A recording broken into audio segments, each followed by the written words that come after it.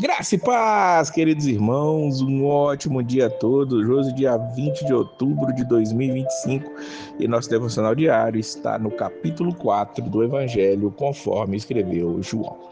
Jesus vai até Samaria, numa cidade chamada Sicar. Samaria era uma região onde haviam ali pessoas que tinham como que um judaísmo híbrido, um judaísmo misturado com outro tipo de religião, e como nós vamos ver aqui no versículo 9, os judeus não se comunicavam com os samaritanos.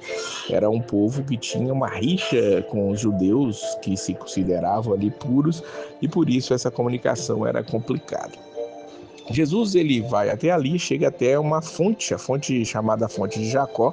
Jesus estava cansado, ele se assenta junto daquela fonte e era quase a hora sexta, ou seja, meio-dia, tá? Só para os irmãos ou para os ouvintes entenderem, a hora entre os judeus era começada a contar a partir das 6 horas da manhã.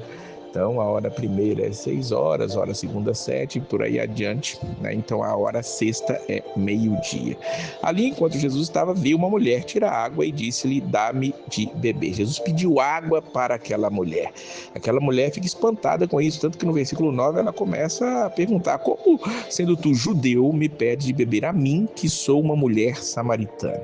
Então, Jesus ele vai ali quebrar alguns tabus, porque um homem não se comunicava com a mulher sozinho, a não ser que fosse sua própria esposa ou estivesse acompanhado de outros homens e outras mulheres, e muito menos um judeu conversar com um samaritano.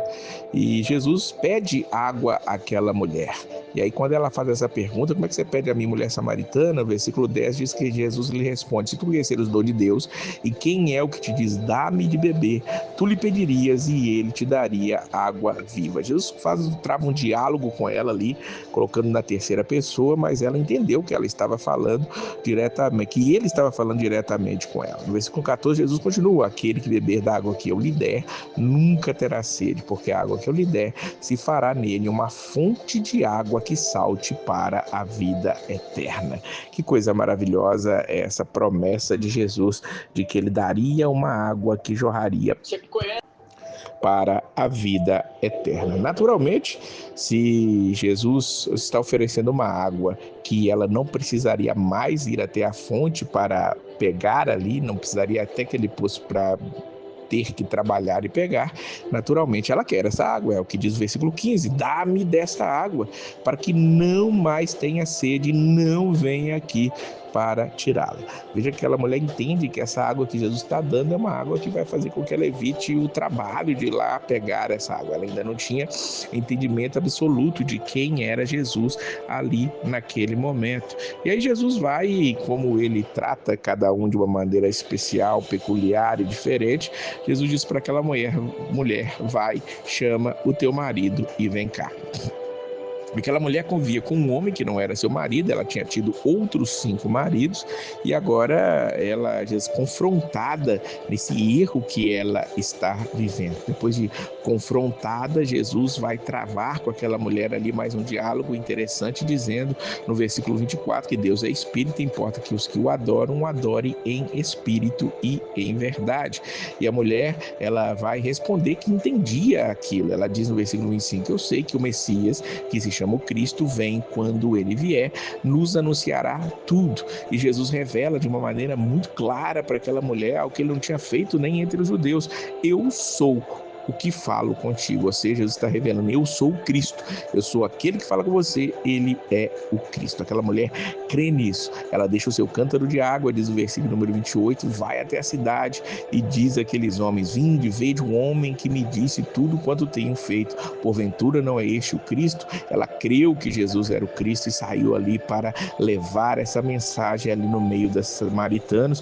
E o versículo 30 deixa claro para nós: saíram, pois, da cidade e foram ter com ele. Aquelas pessoas ouviram aquela mulher e saíram todas ali para estar vendo Jesus Cristo. É interessante que os discípulos voltam neste momento e Jesus vai dizer para eles no versículo 35: não dizeis vós que ainda há 4 meses até que venha a ceifa?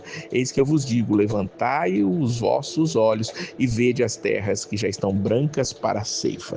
Com certeza o que Jesus estava olhando ali era aquela multidão de pessoas saindo da cidade, vindo até onde eles estavam ali. Jesus disse para os discípulos: não falta tempo para a ceifa, não falta tempo para nós fazermos a colheita. Olha, os campos brancos já estão, as almas já estão vindo. E aí nós vamos ver que ali aquelas pessoas começam a crer nele. O versículo 39 diz: e muitos dos samaritanos daquela cidade creram nele pela palavra da mulher, que testificou: disse-me tudo quanto tenho feito. Mas depois que Jesus começa a falar com ele, versículo 41, muitos mais creram nele por causa da sua palavra. E agora ele já dizia uma mulher: não é pelo que o teu dito que nós estamos crendo, porque nós mesmos o temos ouvido e sabemos que este é verdadeiramente o Cristo, o Salvador do mundo. Veja bem que os samaritanos foram os primeiros a crer que Jesus era o Cristo, o Salvador do mundo. Os judeus ainda não tinham entendido isso, e aqueles samaritanos na cidade de Sicar, evangelizados inicialmente por aquela mulher, agora creram de uma maneira peculiar de que Jesus era o Cristo. Então, logo depois disso, Jesus vai para Caná da Galileia de novo. Lembra de Caná da Galileia? Foi lá onde Jesus fez o primeiro sinal. E interessantemente, Jesus faz o segundo sinal também nessa mesma cidade. Tinha um nobre ali, o filho estava enfermo, lá em Cafarnaum.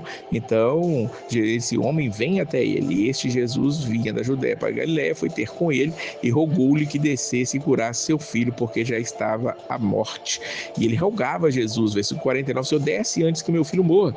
E Jesus disse: vai, o teu filho vive. E o homem creu naquilo que Jesus disse. Versículo 54 nos revela: Jesus fez este segundo milagre quando ia da Judéia para a Galileia.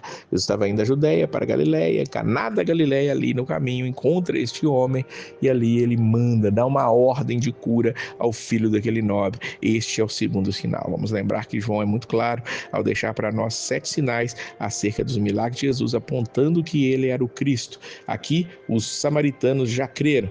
E você, já creu? Você já recebeu a Jesus como Cristo? Jesus fala a parte humana dele, aquele, como nós vimos aqui, cansava, ele chorava, ele sentia, mas o Cristo, o Deus poderoso e maravilhoso, este é aquele que você precisa crer, tanto em um quanto no outro, Jesus o Cristo, para que a salvação venha à sua vida, que você possa crer e receber a alegria da salvação que só Ele pode nos conceder. Que Deus abençoe a sua vida e a paz do Senhor.